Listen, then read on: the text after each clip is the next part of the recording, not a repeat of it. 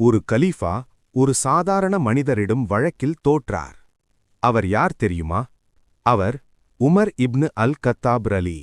நீதியின் அடையாளம். அவர் ஆட்சி செய்தபோது யாருக்கும் அநீதி நடக்கவில்லை. ஒரு நாள் உமர் ரலி ஒரு மனிதரிடமிருந்து ஒரு குதிரையை வாங்கினார்கள். அவர் அதை சோதிக்க ஓட்டினார்கள். ஆனால் அந்த குதிரை காயமடைந்தது.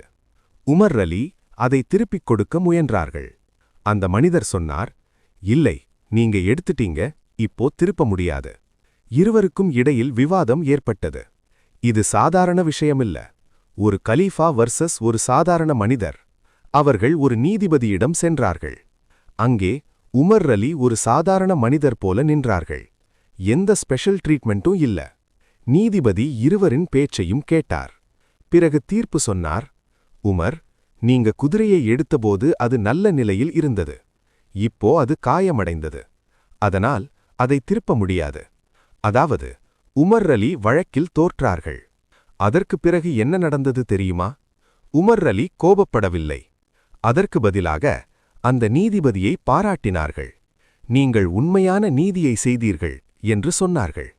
இந்த கதை நமக்கு சொல்லுவது, உண்மையான தலைவர் சட்டத்திற்கு மேல் இல்லை. நீதி என்றால் எல்லாருக்கும் சமம். நீங்கள் தவறு செய்தால் அதை ஒப்புக்கொள்ள தயாரா?